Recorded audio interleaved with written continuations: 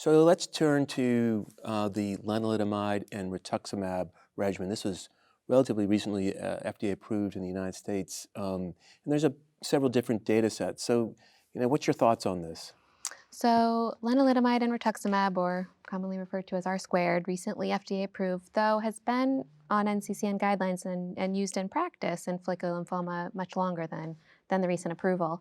Approval based on two large studies. The MAGNIFY phase 3 study looked at patients with follicular marginal zone and a few patients with mantle cell as well, who all got R squared induction and then randomized to R squared maintenance versus R maintenance, with a high overall response rate at end of treatment and a large portion of patients just achieving a CR. The safety data from that and the efficacy data mostly is from the AUGMENT study, which is a phase 3 looking at R squared versus rituximab monotherapy. So these patients had to be previously exposed to rituximab, but had to be rituximab sensitive, so appropriate for R monotherapy as an option, versus the MAGNIFY rituximab refractory patients were allowed. So it's two slightly different populations, but all common patients we see in the relapse setting. So the primary outcome of AUGMENT was progression-free survival, showing a benefit of about 39 months in R squared versus 14 in R alone. And that made sense to me, just adding an extra agent, your PFS is longer. But I think what was very interesting to me about the AUGMENT study is some of the exploratory secondary endpoints, including PFS2, so how you respond, how long you respond to the subsequent line of therapy after either R squared or R, also favoring R squared. And then in the follicular lymphoma subgroup, at least, there was a secondary endpoint of overall survival that did favor R squared. And though hypothesis generating, it makes me wonder that in a otherwise appropriate for rituximab monotherapy patient, adding immunomodulation with lenalidomide or similar agent earlier in the course of therapy is changing the biology of the disease, the biology of the microenvironment in a way that may change that patient's story moving forward. So I think longer-term follow-up from those studies will be very important to figure out sequencing. Is it commonly used in Italy, the R squared regimen? Not yet. We are waiting for the EMA approval and then the Italian approval anyway. So I totally agree because the concept is a chemo-free regimen, first of all. So there is an immunomodulant like lenalidomide and an anti-CD20 like rituximab. So for the first time, for our patients, very important to use a treatment without the conventional chemotherapy. So there is a different toxicity, but psychological, I think, is very important, and the data for AUGMENT are really very, very interesting.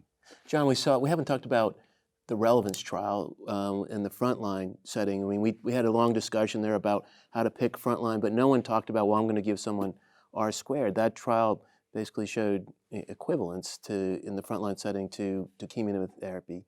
Your group's done a lot of work with lenalidomide in combination with rituximab, mantle cell, and other diseases.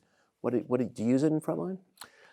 In follicular, occasionally, but not particularly dramatically commonly. And I think that the challenge is the equivalence, and so it comes into I think the AUGMENT study has a clear superiority to single agent rituximab. So the patient, by whatever criteria you would have given single agent rituximab, you have a reason potentially to give the combination.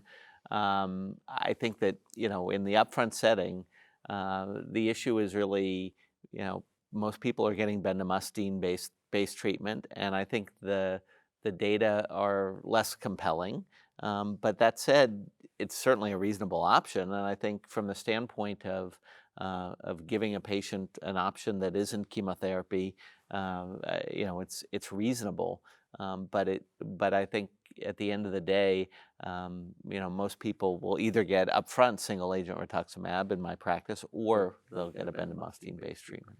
Anyway, the RELEVANCE study was a negative study at the end of the day, but there was a real demonstration that chemo-free regimen like R square present the same result in terms of CR rate, overall response rate, progression-free survival, and overall survival when you compare with the conventional chemoimmunotherapy like CHOP plus rituximab, bendamustine plus rituximab, or CVP plus rituximab. So I think this is very important.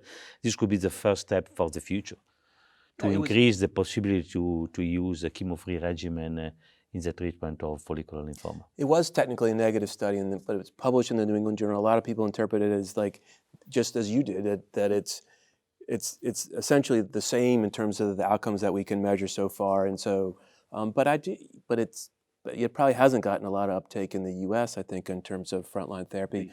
So back to the guidelines. Are you allowed to use this regimen either in the frontline or in relapse in Well, as UK? Pierre-Luigi said, we're expecting EMA approval imminently.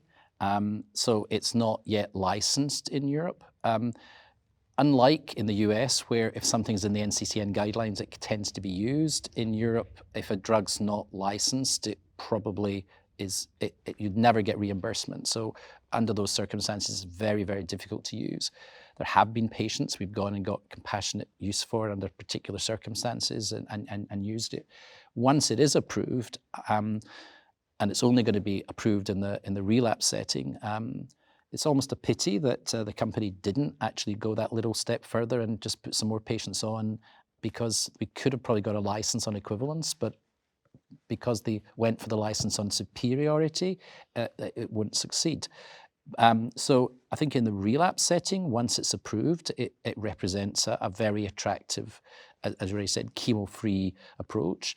And we've already talked before about the fact that we would be using single-agent rituximab in that setting. So I think the demonstration of R-squared giving not just the progression-free, but even for the follicular lymphoma subset, an overall survival advantage means I would expect it would be used and might often be replacing rituximab monotherapy in that setting.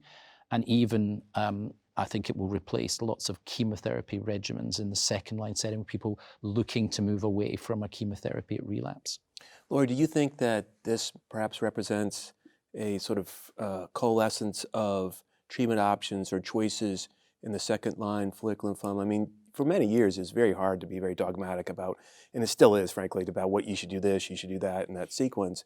But we now at least have, if you're using chemoimmunotherapy up front, whatever your favorite chemoimmunotherapy, for the 80% of people that aren't the early progressors, does R-squared represent, the standard second option for patients? Or is that too far? I think it's a standard option for many patients, though increasingly complicated to determine a standard of care in upfront and relapse settings. So I think it's hard to say it's the standard of care in those patients. I think one good thing about the regimen too is you really can give it in all degrees of renal dysfunction. I think relapsed refractory follicular older patients, that's a common problem too. So, but I still think that we have no idea in terms of what algorithm is ideal, and maybe some big data in the future that can help real world evidence of sequencing and what to do and how people respond or do a role with the longer term big picture will be helpful to help